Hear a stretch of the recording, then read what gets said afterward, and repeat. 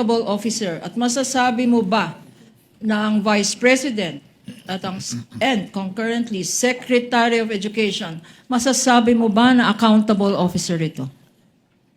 Based on the joint circular po, yes po, kasi under the joint circular, it shall be the responsibilities of the head of agency to oversee the agency-wide use of the confidential fund and to ensure compliance with the requirements of the joint circular. And also, inattest po ni Vice President in her capacity as the Vice President of the Philippines and the Secretary of the DepEd, yung certification ng accountable officers na ginamit yung pondo for their confidential expenses. Okay.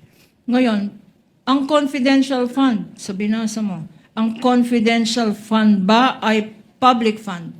Yes, ma'am.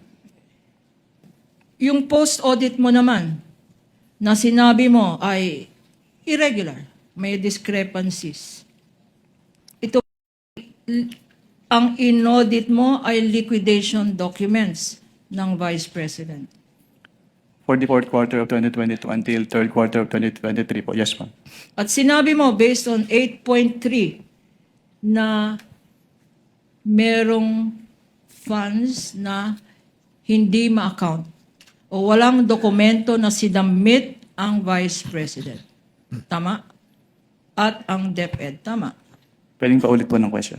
At sinabi mo yesterday at ngayong araw na merong mga pondo na hindi naman confidential funds, ginamit sa confidential funds. Or sinabing ginamit sa confidential funds pero wala naman dokumento.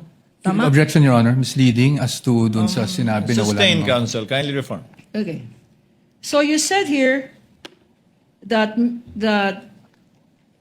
if an accountable officer, pag hindi na-explain ng isang accountable officer ang paggamit ng public funds, kagaya ng confidential funds, meron tinatawag na prima facie evidence. Anong tawag doon? Presumption? Presumption po. Presumption ng ano? Under 8.3 po, presumption na yung fund po ay na-convert into personal use or benefit.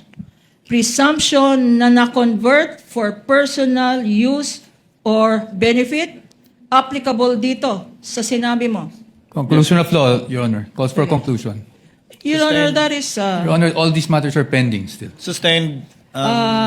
Your Honor, please, ang tawag ko lang doon, hindi prima facie evidence. Kung akong tatanungin, scam ito. Move to strike, No Your further Honor. Move questions. to strike. That is out of order, Your Honor. No further questions, Your Honor. So stricken. Move to strike. So stricken from the record. No further questions.